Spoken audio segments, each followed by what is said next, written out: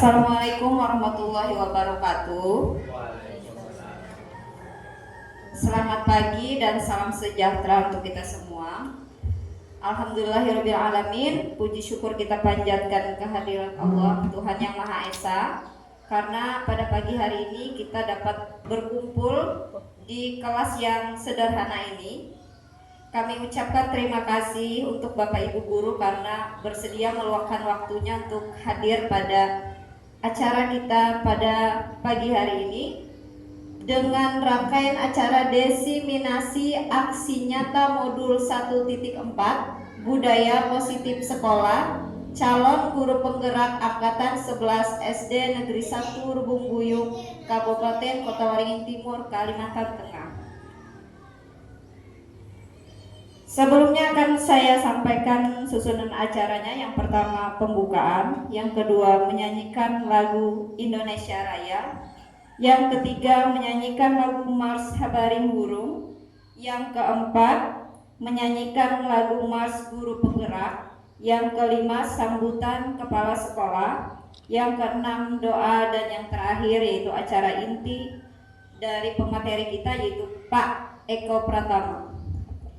Sebelum kita memulai acara ini, marilah kita buka dengan membaca basmalah. Langsung saja pada acara yang kedua, menyanyikan lagu Indonesia Raya.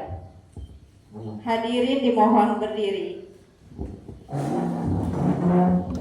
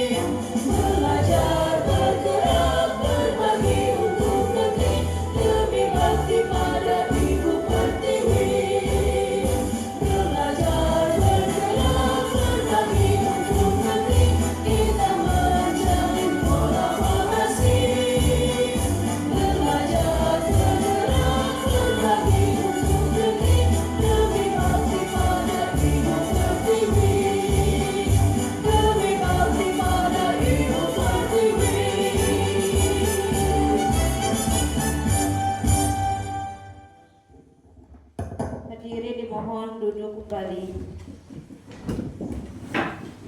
Selanjutnya itu sambutan Kepala Sekolah SDN 1 Lubung Buyung kepada Ibu Rusniwati SPD SD, kami persilakan. Selamat pagi Ibu Bapak Guru yang hadir di sini. Puji syukur kita panjatkan kepada Tuhan Yang Maha Esa bahwa pada saat ini kita bisa berkumpul dengan keadaan sehat dan keadaan kuat dan tidak kurang suatu apapun. Yang saya hormati Ibu Kepala Sekolah SDN Banihan dan Ibu Menteri dari Banihan dan Ibu Bapak Guru SDN 1 Lubung Buyung. Adapun kehadiran kita di sini adalah untuk mengikuti kegiatan salah satu Bapak Guru kita, Pak Eko, dalam rangka beliau melaksanakan kegiatan yang bisa kita lihat di sini, yaitu dimensi aksi nyata modul 1.4 budaya positif sekolah SDN Negeri 1 Lubung Buyung, Kabupaten Kota Waringin Timur, Kalimantan Tengah. Adapun yang bisa saya sampaikan untuk kita sebagai ibu dan sebagai peserta dalam kegiatan ini adalah untuk kita sama-sama belajar dan kita akan bekerja sama berkolaborasi dengan Pak Eko untuk juga kita bisa termotivasi bagi guru-guru yang belum mendapatkan kesempatan seperti ini, seperti Pak Eko. Jadi mudah-mudahan ada semangatnya juga bagi ibu bapak guru yang lain. Mudah-mudahan seperti itu ya. Dan untuk Pak Eko sendiri, kami juga berharap nanti Pak Eko bisa menularkan kegiatan-kegiatan positif ini untuk teman-teman yang lain. Semoga mereka juga bisa nanti mengikuti seperti yang dilakukan oleh Pak Eko. Dan saya ucapkan selamat pagi Pak Eko, selamat menjalankan kegiatan ini dan kita boleh mengikutinya dengan seksama. Mungkin itu saja yang bisa saya sampaikan. Terima kasih untuk perhatiannya. Sekian. Acara selanjutnya yaitu pembacaan doa. Pembacaan doa ini akan disampaikan oleh Pak Hengki Kurniawan. Pada Pak Hengki kami persilakan. Assalamualaikum warahmatullahi wabarakatuh.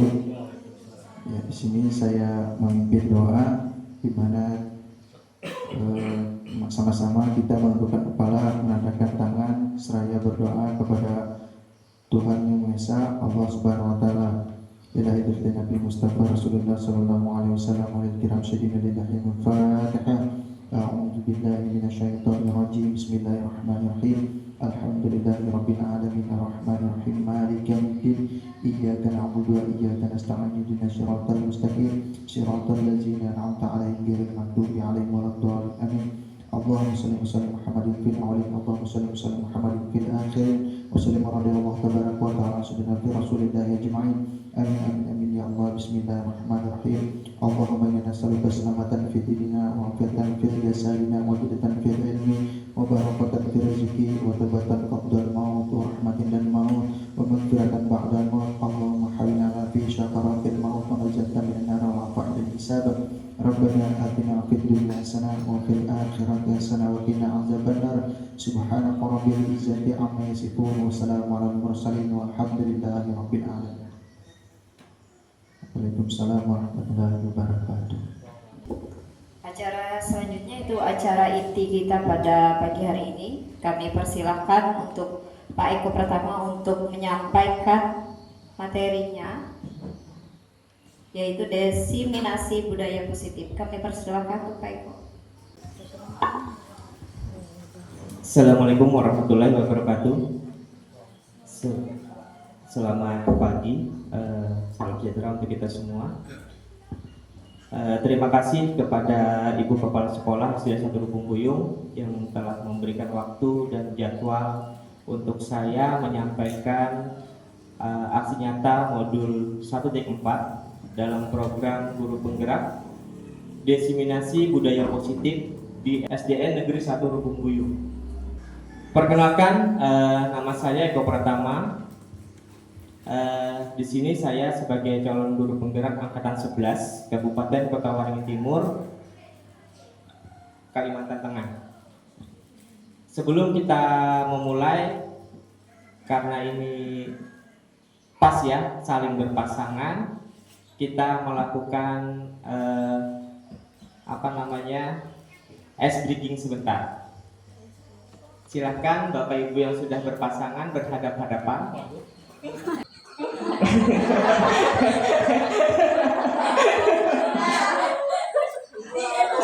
Ibu Ayu nanti sama Pak Hengki. Oh, buruk ya, buruk.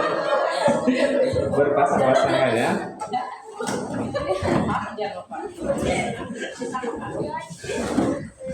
Kita lihat. Di sini kita diminta senyum selama 30 detik. Senyum berhadapan selama 30 detik. Nah, dalam 30 detik itu akan ketahuan apa yang terjadi. Berhadapan dan senyum. Kita mulai. 1, 2, 3.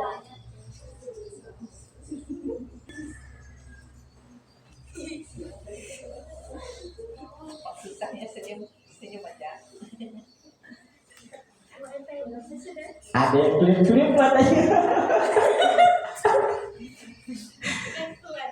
Ya, terima kasih Bapak Ibu. Saya ingin tanya Bapak Ibu, apa yang dirasakan pada saat berhadapan dengan orang lain dengan jarak yang sangat dekat, dengan kita tersenyum? Apa yang bisa yang Bapak Ibu rasakan? Merasa lucu, semakin mau tersenyum. Ya, mungkin itu tujuan dari kegiatan ini, karena senyum merupakan salah satu budaya positif yang harus kita gerakkan atau kita laksanakan di sekolah kita, karena kita sudah menganut budaya positif untuk SD ini kan 5S ya. Apa Bapak Ibu? Ada yang ingat 5S? Senyum, sapa, salam, sopan dan santun. Nah, itulah Bu. Senyum itu yang pertama. Maka dari itu kita biasakan senyum setiap hari kepada anak didik kita. Nah, sebelum kita mulai, kita melakukan kesepakatan forum desiminasi dulu. Yang pertama, kita saling menghargai siapapun kita. Menjadi pendengar yang baik, mengangkat tangan saat bertanya, berbicara saat dipersilahkan, mengikuti forum dengan saksama, mengaktifkan mode silent pada HP. Sepakat Bapak Ibu ya? Nah, seperti ini juga nanti kita di kelas melakukan kesepakatan kelas dengan siswa kita.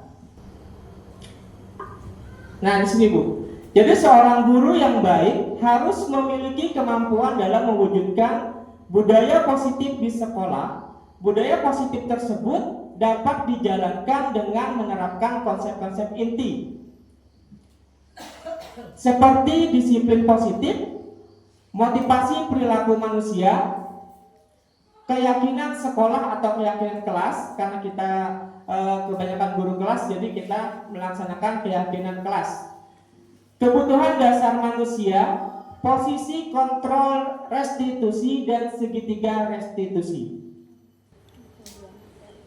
Nah, kita awali dengan disiplin positif terlebih dahulu.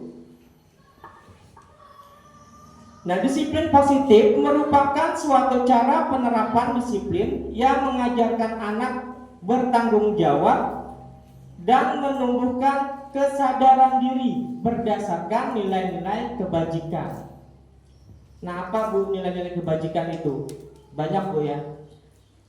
Bertanggung jawab tuh nilai kebajikan, saling menghormati nilai kebajikan, saling menghargai nilai kebajikan, tanpa membeda-bedakan agama, suku, dan ras, itu juga nilai-nilai dari kebajikan. Disiplin diri dapat membuat peserta didik memahami dan menyadari berdasarkan motivasi internal, bukan akibat paksaan, pujian, ataupun hukuman. Nah, jadi di kurikulum Merdeka ini dan sudah diterapkan, itu tidak ada lagi yang namanya hukuman dan pujian. Kalau pujian berupa verbal itu masih diperbolehkan, tapi kalau pujian berupa reward kayak hadiah, pemberian hadiah, itu tidak dibenarkan, Bapak Ibu. Hukuman pun tidak, baik verbal maupun fisik, tidak dibenarkan sekarang. Jadi kalau anak itu melakukan kesalahan, sebaiknya kita lakukan dengan nanti ada kegiatan yang namanya segitiga restitusi. Nanti kita sampai ke sana. Disiplin positif lebih ke arah disiplin diri yang dapat mengontrol diri dalam melakukan segala tindakan. Nah, di sini Bu ada 6 karakter dalam profil pelajar Pancasila. Yang pertama itu beriman, bertakwa kepada Tuhan Yang Maha Esa dan berakhlak mulia. Yang kedua mandiri. Yang ketiga berkebinekaan global. Yang keempat bergotong royong, kelima kreatif, keenam bernalar kritis. Nah, di sini mungkin Bapak Ibu ada yang hafal lagunya, lagu profil pelajar Pancasila. Ada yang hafal? Belum hafal. Nah, ini bagus, nanti kita nyanyikan bersama anak-anak. Jadi anak-anak akan selain itu juga anak-anak akan memulai mengolah pola pikirnya. Tidak lagi yang namanya bullying-bullying, itu tidak ada lagi nanti kalau sudah menerapkan 6 karakter profil pelajar Pancasila. Nah, yang kedua, motivasi perilaku manusia. Ada 3 motivasi perilaku manusia. Yang pertama, untuk menghindari ketidaknyamanan atau hukuman. Jadi motivasi yang kita berikan itu tidak berupa hukuman, ya, sehingga membuat siswa itu tidak nyaman. Yang kedua, untuk mendapatkan imbalan atau penghargaan dari orang lain, itu tidak dibenarkan, ya. Untuk menjadi orang yang mereka inginkan dan menghargai diri sendiri dengan nilai-nilai yang mereka percaya. Dari dengan nilai-nilai kebajikan tadi yang harus kita tanamkan pada diri siswa. Yang selanjutnya, yang ketiga, yaitu keyakinan sekolah dan keyakinan kelas. Karena kita di sini kebanyakan guru SD itu adalah guru kelas, jadi kita nanti masing-masing kelas itu harus membuat yang namanya keyakinan kelas dan ditempel di dinding, terserah mau di pojok baca, mau di dinding di depan seperti ini bisa, agar siswa tersebut tahu apa-apa yang sudah menjadi keyakinan kelas itu.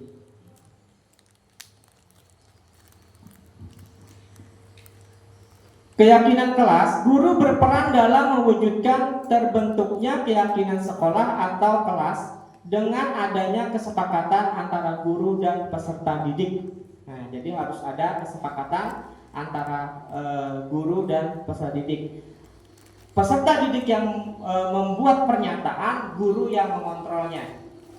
Jika itu sesuai maka dikerjakan, dilaksanakan, tapi jika tidak sesuai bisa ditinggal. Keyakinan sekolah atau kelas berupa pernyataan-pernyataan universal yang mudah diingat dan dipahami dan harus diterapkan di lingkungan sekolah atau kelas. Nah, di sini saya sudah coba membuat keyakinan kelas.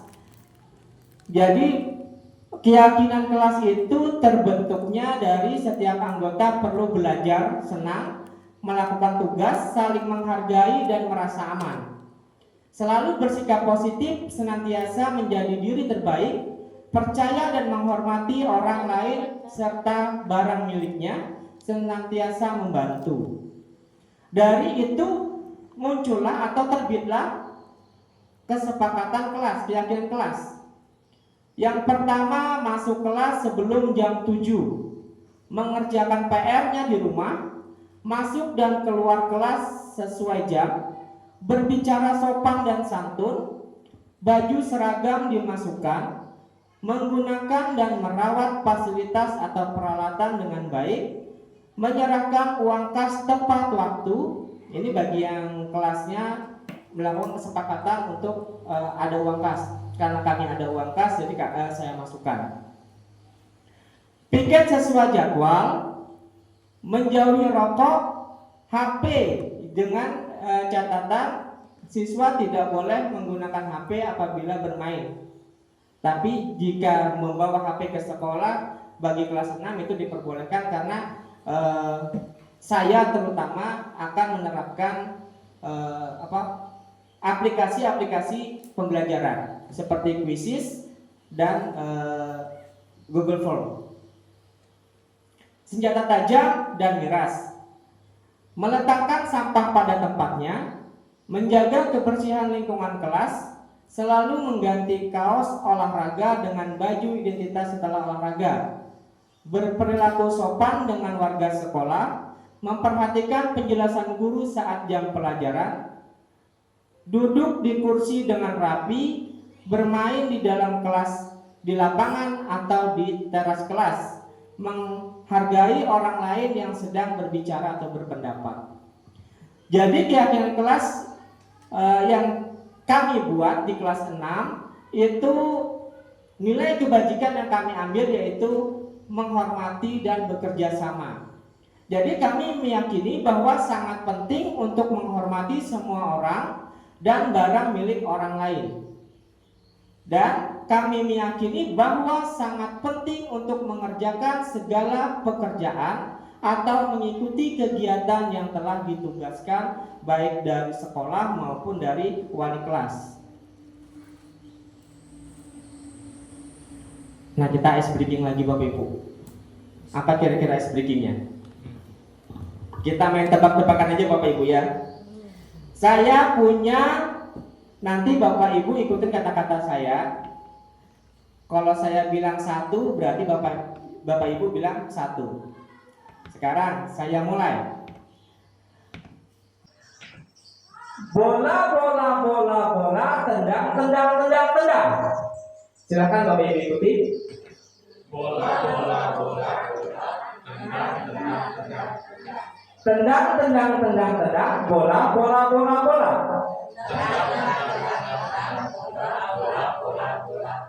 Nah, sekarang siapa yang bisa menjawab? Berapa bola? 5 bola. Kurang tepat. Ada? 6 bola. Kurang tepat. Ada? 7 bola. 7 bola. Kurang tepat. Dulunya ikuti kata-kata saya. Apa? Iya. Berapa bola? Iya kan? Dulunya ikuti kata-kata saya. Tadi kan Bapak Ibu mengikuti kata-kata saya. Bola, bola, bola, bola. Nah, Bapak Ibu ikuti kan? Nah, jadi saya membuat pernyataan berapa bola? Ya, gitu Bu ya. Itu bisa buat permainan di kelas.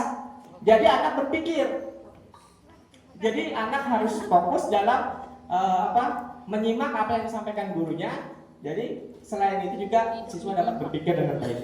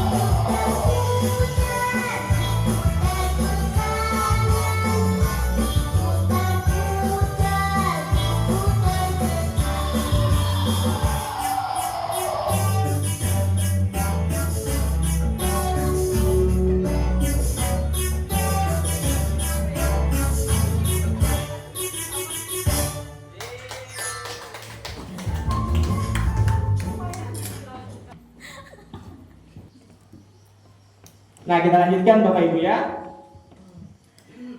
Yang selanjutnya ialah kebutuhan dasar manusia. Nah, di sini ada pernyataan, ketika seorang murid melakukan suatu perbuatan yang bertentangan dengan nilai-nilai kebajikan atau melanggar peraturan, hal ini sebenarnya dikarenakan mereka gagal memenuhi kebutuhan dasar mereka. Setuju Bapak Ibu? Setuju atau tidak?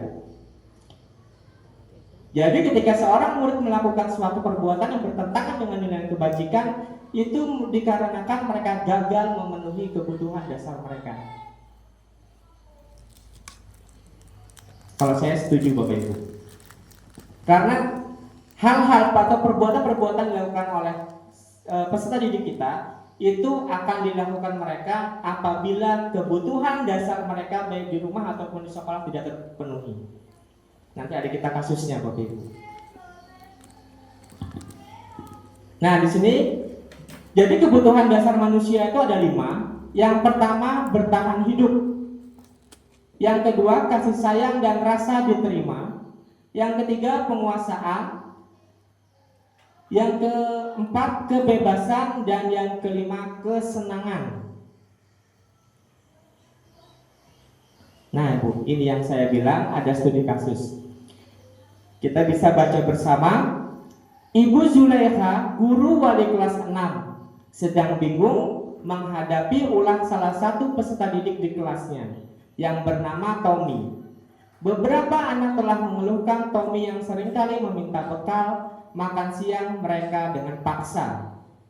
Jika Anda menghadapi situasi seperti itu, seperti Ibu Zulaiha, apa yang akan Anda lakukan? Menurut Anda, kira-kira apa alasan Tommy ya, melakukan hal itu? Ada yang bisa memberikan alasannya, Bapak Ibu?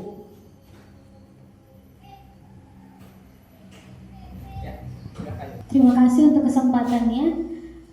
Melihat studi kasus ini, menurut saya seorang anak yang bernama Tommy melakukan hal tersebut karena kebutuhan dasarnya tidak terpenuhi, yaitu bertahan hidup.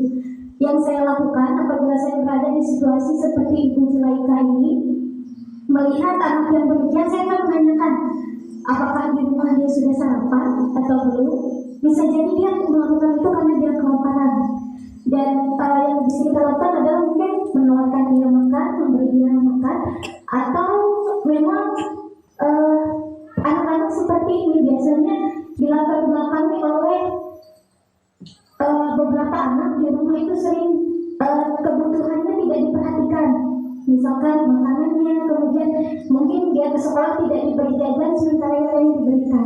Sehingga salah satu cara dia untuk bertahan hidup adalah merebut apa yang dimiliki oleh temannya, begitu. Karena perilaku anak itu seringkali dilatar belakangi oleh alasan-alasan tertentu. Itulah kemudian tugas kita untuk tidak langsung menghakimi atau menyalahkan, tetapi mencari tahu anak ini seperti ini karena apa. Karena semua perilaku anak, baik atau buruk, itu selalu terbentuk karena suatu keadaan dan ada alasannya. Terima kasih. Iya, terima kasih. Kita beri aplaus dulu buat Bu Mega ya. Sangat bagus Bu ya. Mungkin ada lagi Bapak Ibu yang ingin memberikan tanggapan serta alasannya sebelum kita kupas alasan-alasan yang telah hasil dari investigasi dari Ibu Zulaiha. Tidak ada ya. Kita lanjut. Alasan yang pertama. Ya, betul sekali apa yang disampaikan sama Ibu Mega. Jadi alasan pertama itu karena dia lapar dan orang tuanya tidak membawakannya bekal makan siang. Maka kebutuhan dasar yang sedang berusaha dipenuhi oleh Tommy adalah kebutuhan untuk bertahan hidup atau survival. Jadi bagaimanapun kalau kebutuhan hidup kita itu tidak terpenuhi, kita pasti akan melakukan sesuatu yang negatif. Tapi bagaimana caranya?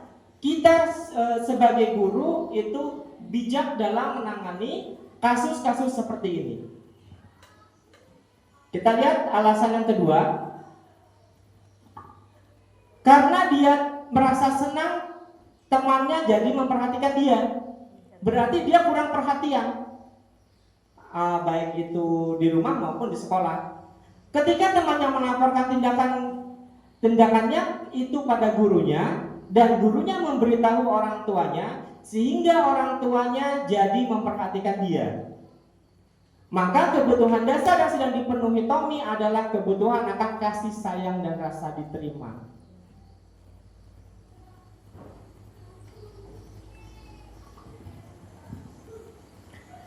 Alasan Tommy yang ketiga, karena temannya jadi takut dengan dia dan menuruti keinginannya, maka sebetulnya Tommy sedang berusaha memenuhi kebutuhan dasar akan kekuasaan. Jadi kalau orang kita bilang tuh hendak menjadi jagoan, ya itu karena kurang kasih sayang tadi. Alasan yang keempat, karena dia merasa bosan dengan bekal makanan yang dibawakan ibunya dari rumah, karena ibunya selalu membawakan bekal yang sama. Oleh karena itu, dia ingin mencoba makanan teman-temannya yang beraneka ragam. Maka Tommy sedang berusaha memenuhi kebutuhan akan kebebasan, ya. Dan alasan yang kelima, dia melakukannya karena iseng saja, dan ia menikmati ekspresi wajah teman-temannya yang kesal karena diambil makanannya, dan menurut dia ekspresi teman-temannya itu lucu. Nah, maka berarti Tommy sedang berusaha memenuhi kebutuhannya akan kesenangan. Nah, jadi itu Bapak Ibu. Jadi satu kasus bisa kita gali beberapa alasan Bapak Ibu ya. Jadi jangan langsung kita kita tindak bahwa dia salah.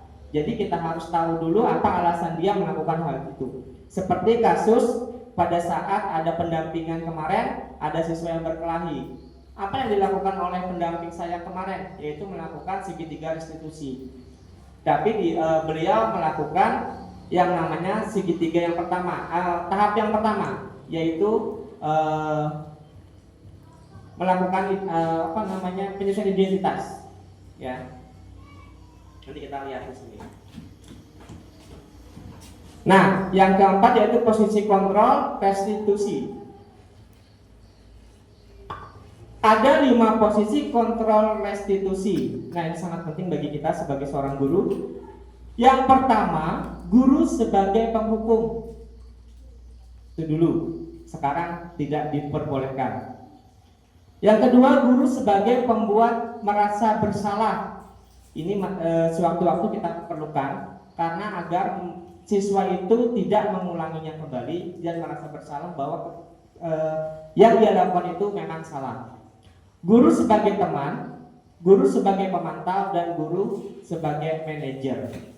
Nah, sebagai seorang guru kita harus memiliki sikap atau peran yang kelima, yaitu guru sebagai manajer. Di mana manajer itu kita sesuaikan lagi dengan semboyan Ki Hajar Dewantara, yaitu Ing Karso Sung Tulodo Ing Madio Mangun Karso. Di mana seorang guru kadang-kadang ada di depan, di tengah, dan di belakang. Itu yang harus kita lakukan. Jadi tidak ada lagi guru yang sebagai penghukum, ya. Itu sudah dihapuskan sebenarnya, ya. Tidak ada lagi. Baik secara verbal maupun fisik. Nah, di sini kita lihat Bapak Ibu ada 5 posisi kontrol. Motivasi, identitas gagal, identitas berhasil. Jadi dari identitas gagal menuju identitas berhasil, ya. Dan akhirnya nanti menjadi kontrol diri. Guru berbuat, penghukum, menghardik, menunjuk-nunjuk, menyakiti, menyindir, itu yang tidak boleh. Membuat rasa bersalah, berceramah dan mengatakan seharusnya ibu kecewa, itu juga kita kurangi, ya. Nah, lalu kita ke identitas berhasilnya sebagai teman, sebagai pemantau, dan pada akhirnya nanti kita adalah sebagai manajer, ya. Jadi mengajukan pertanyaan-pertanyaan seperti yang dilakukan oleh ibu siapa tadi itu? Julekha tadi. Jadi beliau tidak langsung menghukum, tidak langsung membuat dia merasa bersalah, tapi dia menganggap teman, pemantau, dan akhirnya menjadi manajer. Lalu guru berkata kalau sebagai penghukum, kalau kamu tidak melakukannya, awas ya, rasakan. Nah, itu kan salah satu yang harus kita hindari, Kamu seharusnya sudah tahu. Ibu oleh sekali mengatakan ibu stres. Tuh jangan sekali-sekali kita mengucapkan itu. Mengucapkan hal-hal yang negatif itu, Bu ya. Itu tidak diperbolehkan. Jadi yang sebaiknya kita lakukan, ayolah lakukan demi ibu atau demi bapak ya. Masa kamu tidak mau, ingat tidak ibu pernah bantu. Kemudian pemantaunya apa peraturannya. Dan yang terakhir sebagai manajer, apa yang kita yakini, apa yang bisa kita kerjakan untuk memperbaiki masalah ini. Nah, dampak bagi muridnya apa kalau kita sebagai manajer? Yaitu mengevaluasi diri bagaimana memperbaiki dirinya. Tuh ya.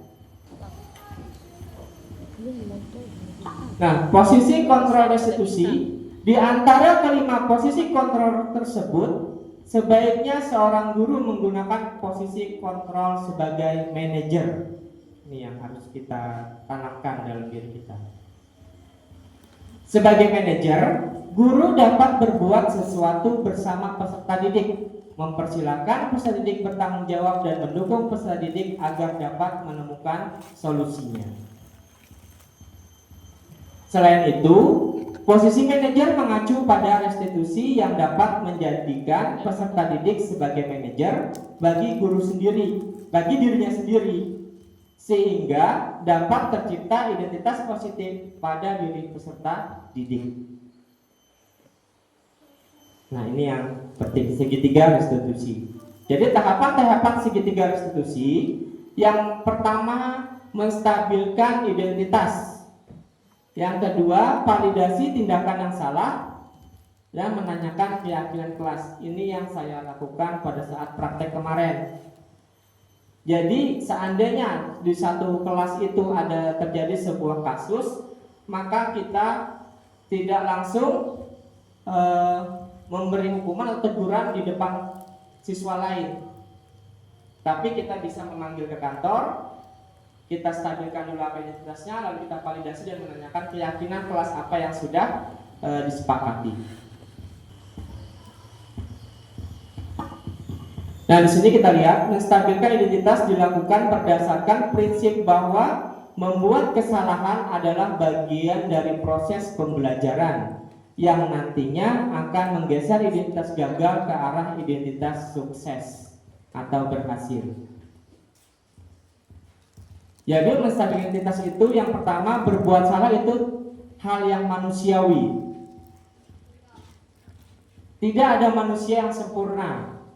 Itu yang kita katakan pada saat kita melakukan menstabilkan identitas pada siswa. Kita pasti bisa menyelesaikan permasalahan ini. Bapak atau ibu tidak tertarik dengan untuk mencari tahu siapa yang benar, siapa yang salah. Tapi bapak ibu lebih tertarik untuk menyelesaikan masalah. Kalau kamu menyalahkan dirimu sendiri terus menerus, apakah kamu bersikap baik pada dirimu sendiri? Jadi ini yang harus kita lakukan. Jadi tidak ada lagi pada saat siswa itu melakukan kesalahan langsung kita marahin di situ atau kita tegur di situ. Tapi jika itu kesalahannya masih ringan, bisa kita face to face saja atau berdua. Tapi jika sudah berat, kita panggil ke kantor atau ke ruang konseling.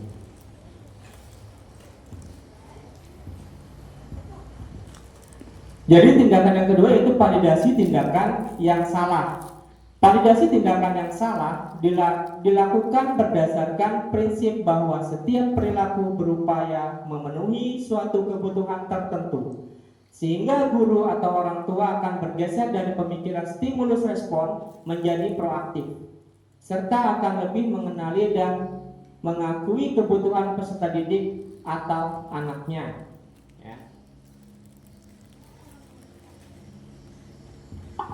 Nah, yang kita lakukan apa pada validasi tindakan yang salah? Yang pertama, kamu pasti punya alasan mengapa melakukannya. Apa yang penting bagi kamu? Kamu boleh tetap berusaha menjaga sikap itu, tapi tambahkan sikap yang lain atau yang baru. Maukah kamu belajar cara lain untuk mendapatkan yang kamu butuhkan tanpa harus memukul atau menghukum? Yang ketiga yaitu menanyakan keyakinan. Nah, dari segitiga restitusi disinilah puncak bahwa siswa atau peserta didik kita harus memiliki keyakinan untuk melakukan perubahan. Jadi menanyakan keyakinan dilakukan dengan memberi pertanyaan-pertanyaan bermakna kepada peserta didik atau anak untuk memunculkan motivasi secara intrinsik sehingga mampu mengaitkan keyakinannya dengan tindakan yang salah. Yang pertanyaan yang kita ajukan, apa nilai yang kita percaya di sekolah kita? Nilai-nilai apa yang telah kita sepakati? Kelas yang ideal itu seperti apa sih? Kamu ingin jadi anak seperti apa? Apa yang kamu rasakan ketika kamu melakukan itu? Kamu menjadi orang yang seperti apa? Nah, Bapak Ibu, mungkin itu yang bisa saya sampaikan dari budaya positif di sekolah kita. Itu nanti terciptalah yang namanya keyakinan kelas kita, sehingga pada akhirnya kita akan berperilaku atau mempunyai perilaku tidak sebagai guru penghukum, tapi sebagai guru yang memberikan atau melakukan menyikapi sebuah masalah itu dengan segitiga restitusi. Mungkin ini yang bisa saya sampaikan. Apakah Bapak Ibu ada pertanyaan? Dipersilakan. Oke, terima kasih atas kesempatan yang diberikan. Tadi pada slide keyakinan kelas ada di situ saya baca, ya Pak. Apakah pertanyaannya simpel sekali? Apakah beda antara keyakinan kelas dengan peraturan kelas?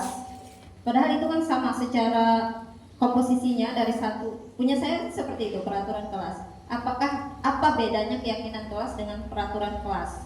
Itu aja sih Pak. Terima kasih. Ya, terima kasih Ibu Ayu atas pertanyaannya.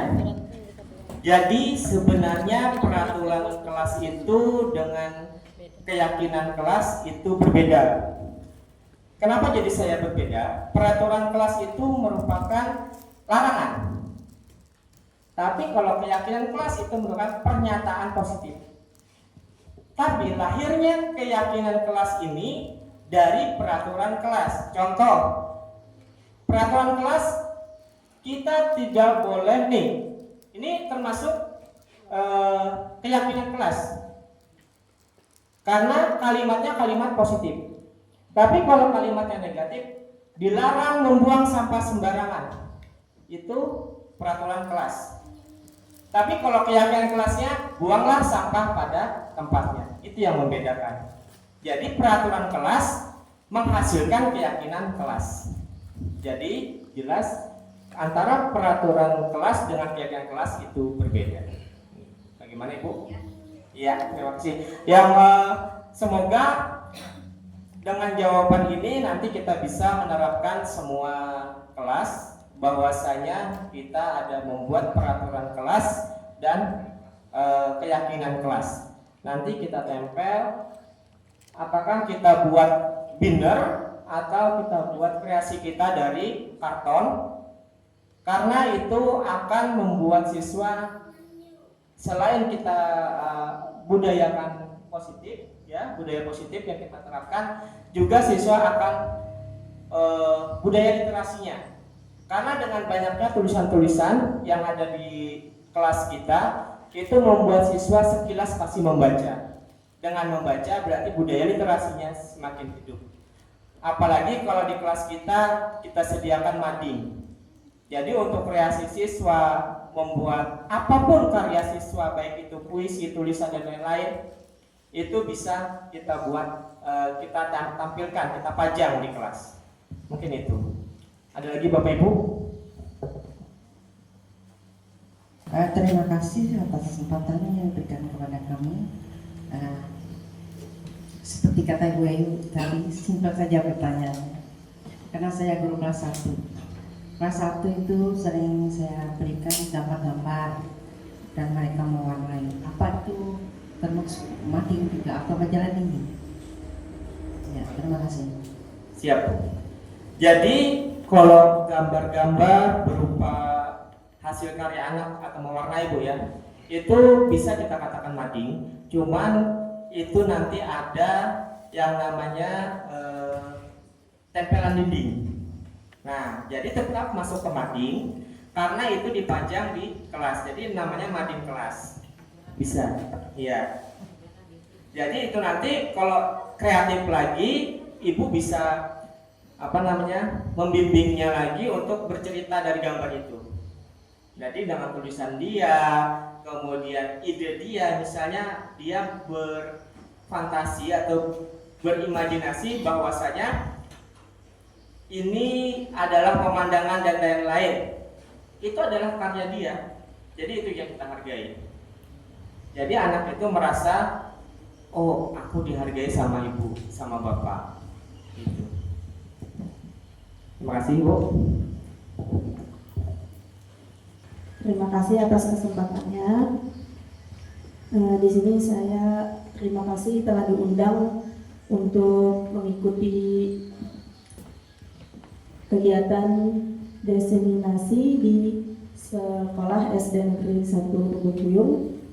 Di sini saya sedikit menambahkan untuk keyakinan kelas tadi itu sangat bagus atau sangat baik untuk diterapkan di setiap kelasnya, karena kita melibatkan peserta didik kita untuk membuat kesepakatan bersama. Nah, jadi di sana ketika kita membuat keyakinan kelas itu, kita melibatkan peserta didik, kita meminta pendapat anak kira-kira apa yang perlu kita terapkan di kelas kita. Nah, jadi hasil dari keyakinan kelas itu tidak mengikat peserta didik kita, karena itu adalah hasil dari kesepakatan kita bersama.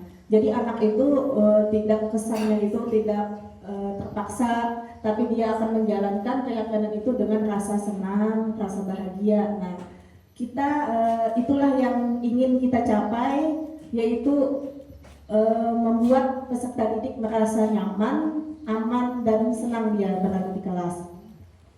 Terus untuk menanggapi sedikit, mengasih tambahan juga untuk yang tadi tempel-tempelan di kelas itu sangat bagus juga, sangat menginspirasi. Kami di sekolah kami pun kami terapkan begitu. Di setiap kelasnya itu kami membuat tempelan atau misalnya yang seperti di belakang ini kami khususkan untuk hasil karya anak, baik dia hasil mewarna, apapun yang dihasilkan oleh peserta didik kita bisa kita tampilkan di kelas sehingga dia merasa bangga dan merasa dihargai. Jadi peserta didik itu jadi tambah semangat untuk membuatnya lagi kayak gitu. Nah, jadi saya sangat berterima kasih mengingatkan kembali atau membuat keyakinan kelas itu di sekolah, dan alhamdulillah untuk sekolah kami sudah membuat semua. Oke, terima kasih.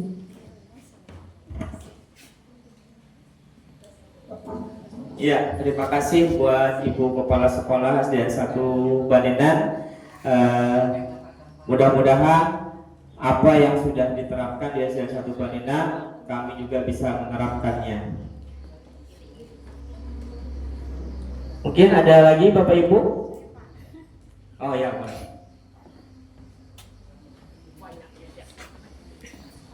Terima kasih. Di sini saya ingin menanyakan tentang keyakinan kelas, Pak. Apakah di sini ada rumusnya, misalnya bisa beda antara kelas 4, kelas 6. Apakah langkah-langkah untuk membuat keyakinan kelas itu kita gurunya yang bersangkutan atau masing-masing guru wali kelasnya? Oh iya. Ya. Terima kasih Bu Dian. Ya, rumusnya atau ada langkah-langkahnya Oh iya. dalam membuat keyakinan kelas masing-masing dari misalnya kelas 1, kelas 2, kelas 3, kelas 4, kelas 5 sampai kelas 6. Oh, iya. Seperti itu pertanyaan saya. Terima kasih. Ya, siap. Terima kasih Bu Diana atas pertanyaannya.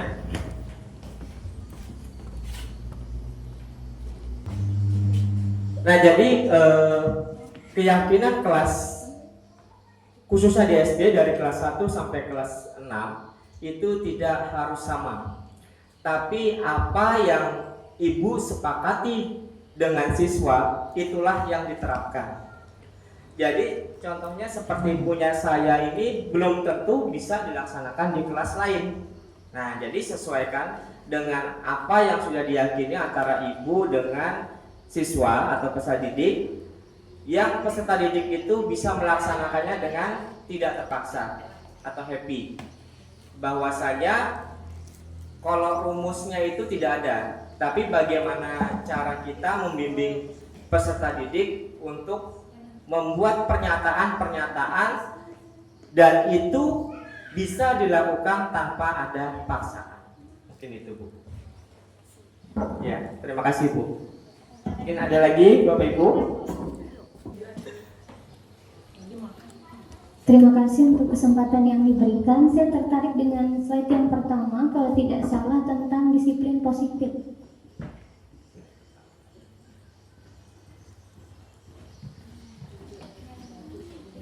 Yang di bagian pemberian reward.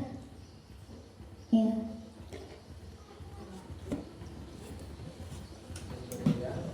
Reward. Ya. Ya. Ya, baik, bagian yang ingin saya tanyakan adalah kebetulan saya juga bukan orang yang dari latar belakang pendidikan dan saya menyadari ada banyak yang belum saya ketahui tentang dunia pendidikan, termasuk tentang bagaimana menghadapi anak didik.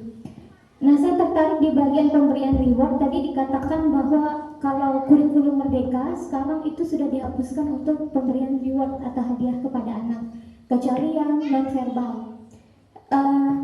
Pertanyaan saya, kenapa kemudian kalau menghapus bagian memberi hukuman, mungkin saya sepakat ya. Tapi untuk pemberian reward ini, apakah memungkinkan di kurikulum yang sekarang itu masih sesekali kita berikan? Tidak hanya sebatas reward, misalkan menempelkan hasil karya anak di kelas atau memberikan pujian verbal begitu. Karena saya melihat kalau misalkan ada reward untuk penghargaan pada satu pencapaian anak di bagian keadaan tertentu, itu akan membuat mereka terpicu atau merangsang keinginan mereka untuk memaksimalkan potensi diri atau belajar pada titik maksimal. Karena ada penghargaan yang saya tidak mengatakan untuk diberikan dalam setiap keadaan, karena yang namanya reward itu kan suatu hadiah ya. Hadiah itu hanya dapat diberikan ketika mereka mencapai pada titik-titik tertentu, pencapaian-pencapaian mereka diapresiasi. Nah, kalau misalkan bagian ini dihilangkan, saya merasa seringkali anak-anak itu menjadi lesu begitu. Karena menurut saya anak-anak itu perlu untuk dirangsang sesekali sehingga mereka dapat mencapai potensi maksimal dirinya. Karena kalau kita hanya puji dengan pujian, anak-anak ini kan sifatnya kalau tindakan itu mereka mudah ingat. Kalau misalkan kita kasih hadiah, mereka bisa melihat, mereka bisa memakai, itu akan terekam di dalam alam bawah sadar si anak, ketimbang kita hanya memberikan pujian. Memang pujian perlu, apresiasi pekerjaan tangannya itu perlu, tapi saya rasa pemberian reward itu juga perlu. Karena saya juga mengakui saya seringkali memberikan reward untuk anak-anak. Jadi saya bingung, apakah ini saya salah atau seperti apa begitu. Dan kalau misalkan ini sudah dihilangkan, bagaimana tanggapan ibu bapak guru supaya saya juga tidak salah dalam merangsang anak-anak memberikan pelajaran, karena secara teknik mengajar jujur saya juga masih belajar begitu. Terima kasih. Mungkin bisa diperhatikan. Siap, terima kasih Ibu Mega ya, pertanyaan yang sangat bagus dan kritis gitu ya. Di sini pemerintah sebenarnya menghapuskan, atau dunia pendidikan menghapuskan reward itu secara terus-menerus atau berkala. Tapi kalau sesekali tidak apa-apa. Reward yang bisa kita ganti itu bisa berupa, kalau kelas 1 biasanya kita kasih bintang, ya itu seperti itu yang diinginkan oleh kurikulum kita sekarang. Tapi tidak menutup kemungkinan untuk memberikan berupa barang. Mungkin itu salah satunya untuk memotivasi peserta didik untuk lebih kreatif, lebih maju lagi dalam pola pikirnya. Tapi sekarang pemerintah itu memikirkan seperti ini. Seandainya itu dilakukan terus-menerus, berapa dana yang akan ibu keluarkan? Kan itu yang dijadikan pertimbangan pemerintah serta pertimbangan dari psikologi untuk menghilangkan atau tidak menggunakan reward, tapi menggantinya dengan verbal dan cara lain. Ya seperti tadi, memberi bintang, memberi stiker pada anak seperti itu. Nanti dia kalau kita memberi stiker itu biasanya dia cerita, apalagi anak kelas 1. Dia akan bercerita ke orang tuanya bahwa saya hari ini dapat stiker apa, senyum atau apa, atau dengan tindakan itu bisa dilakukan kayak seperti memeluk. Nah, itu dia akan beda rasanya. Tapi tidak menutup kemungkinan, saya tekankan lagi, tidak menutup kemungkinan untuk melakukan reward berupa barang. Cuman kalau bisa sesekali saja. Karena jangan sampai pola pikir anak nanti bisa tertanam bahwasanya saya akan berusaha jika ada sesuatu yang diberikan Bapak Ibu guru. Nah itu yang diharapkan oleh kurikulum kita dan pemerintah, agar anak itu tidak berpikir bahwasanya saya melakukan ini karena sesuatu yang ada diberikan oleh Bapak Ibu guru. Mungkin itu Ibu Mega. Tapi tidak dilarang sepenuhnya. Nah, sekali boleh beli permen, boleh. Coklat boleh. Asal jangan HP.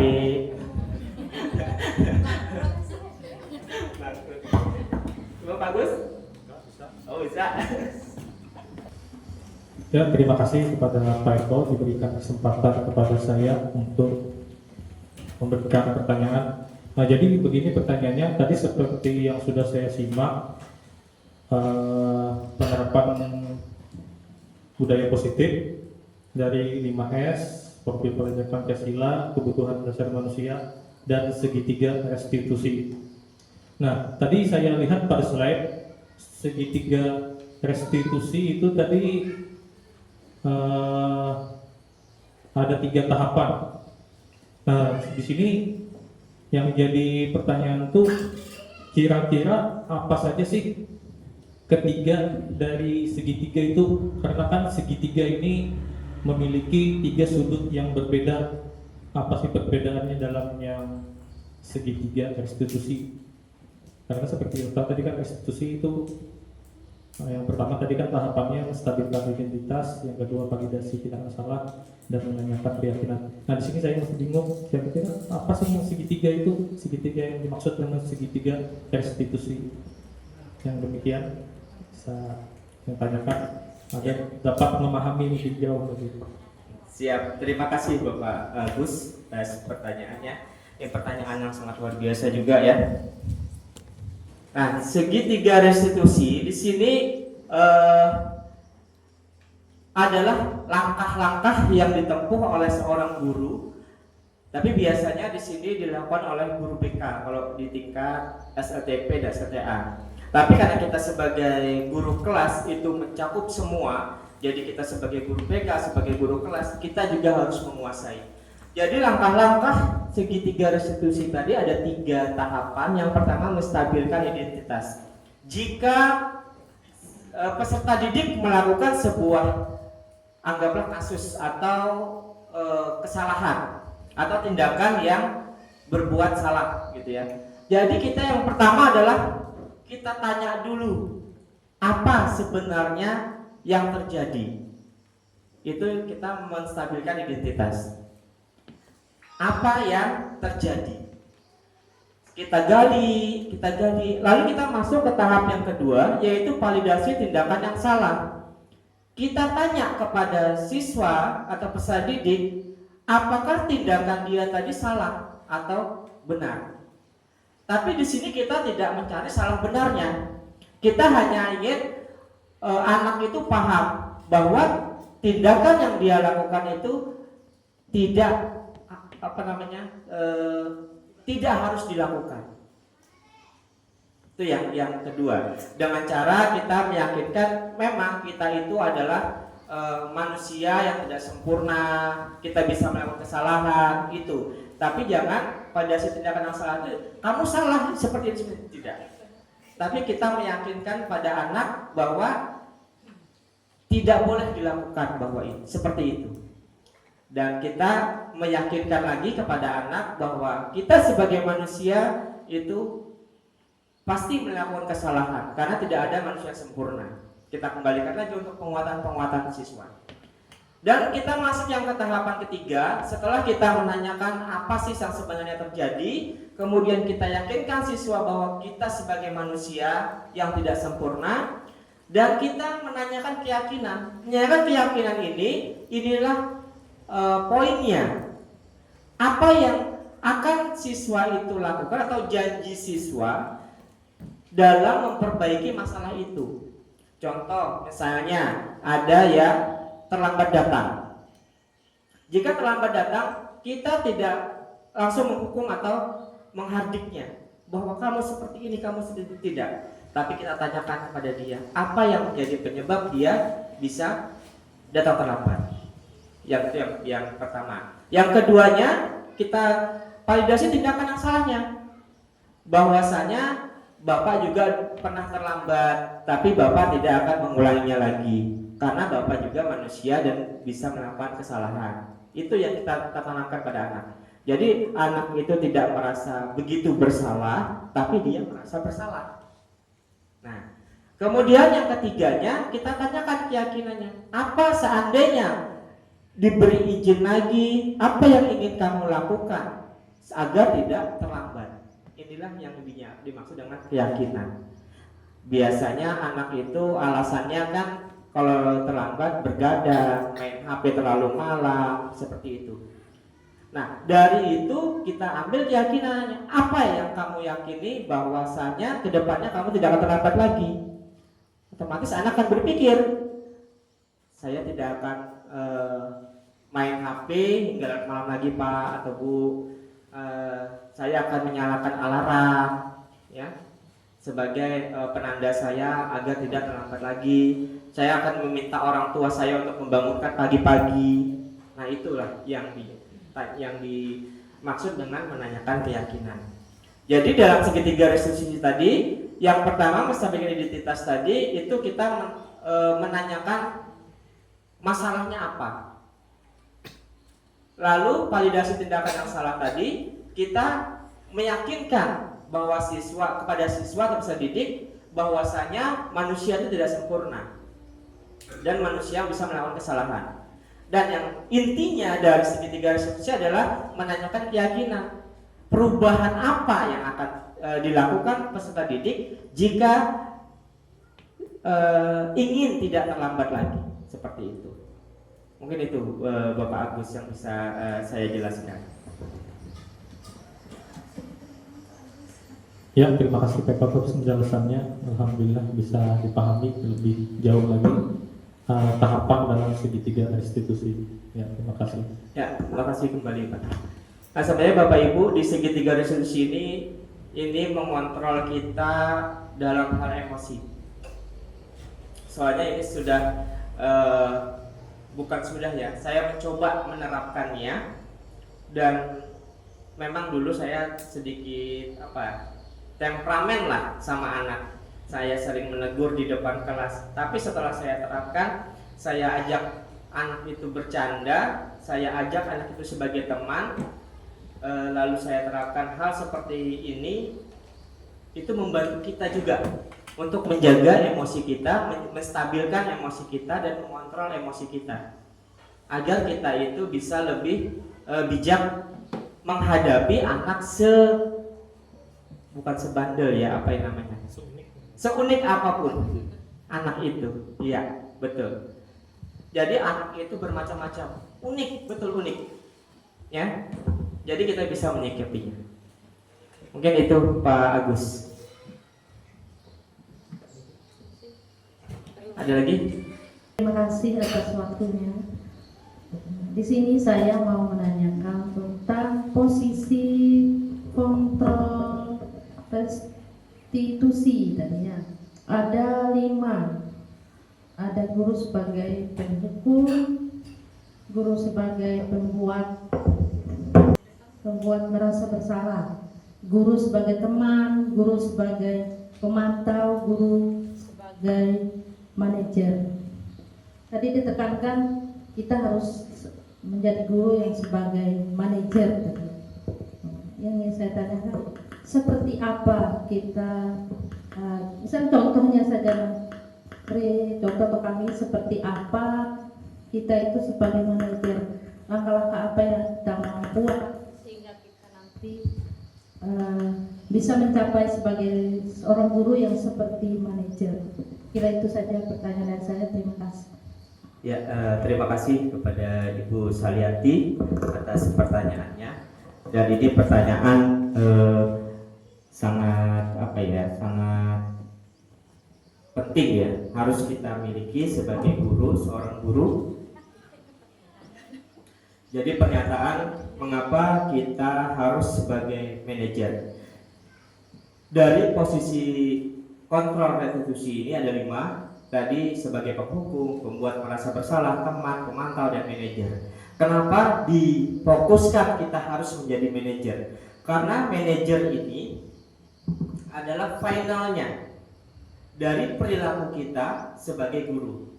Contohnya, jika ada anak yang melakukan kesalahan, berbuat salah, itu kalau dulu kita langsung menghukum, ya kan? Karena di sini memang ada guru sebagai penghukum. Seiring berjalannya waktu, itu mulai dihilangkan, sehingga terbitlah Undang-Undang Perlindungan Anak. Nah, kemudian guru sebagai pembuat merasa bersalah. Itu berarti kita mencoba meyakinkan siswa atau peserta didik kita bahwasanya yang dilakukan itu salah, sehingga dia tidak akan mengulanginya lagi. Guru sebagai teman, kita rangkul dia dengan kita menggali informasi apa yang sebenarnya terjadi, baik di rumah tangganya atau di sekolah bersama temannya. Guru sebagai pemantau, itu kita perilaku siswa kita itu harus kita tahu, sebenarnya kita pantau. Nah, intinya guru sebagai manajer ini kita lagi kembalikan ke filosofi Ki Hajar Dewantara yang semboyan Ki Hajar Dewantara, ing ngarso tulodo ing madio mangun parso, di mana seorang guru itu bisa menjadi pemimpin, bisa menjadi teman, dan bisa menjadi pendorong atau motivator. Nah, disinilah. Jadi jika ada siswa yang melakukan kesalahan, kita sebagai pemimpin berarti kita bijak dalam mengambil sebuah keputusan yang akan dilakukan oleh anak tersebut.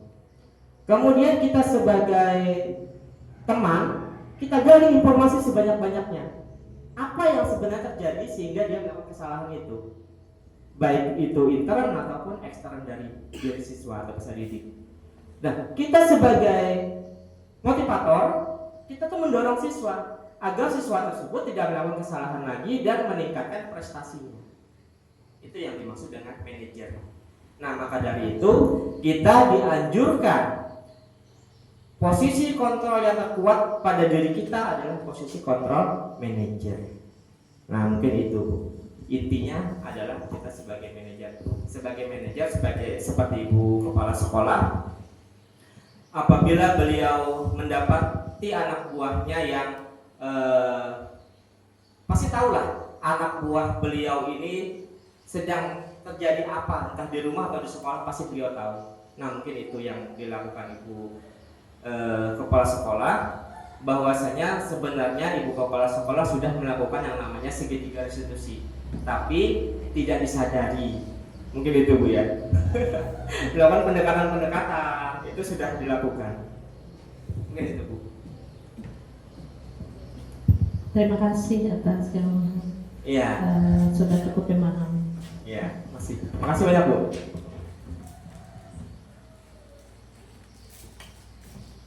Nah, jadi di situ bisa Bapak isi atau Bapak Ibu isi umpan balik untuk saya. Jadi tanggapan Bapak Ibu tentang kegiatan ini yang pertama, yang kedua masukan-masukan untuk saya dari kegiatan ini dan kedepannya bagaimana. Kemudian saran. Nah itu Bapak Ibu. Terlalu kecil tempat manunya. Nanti kasih lagi nanti Bu, biar banyak. Jadi tempelannya banyak juga nanti. Kalau kami itu sisi Besar. Nggak bisa ya satu kecil.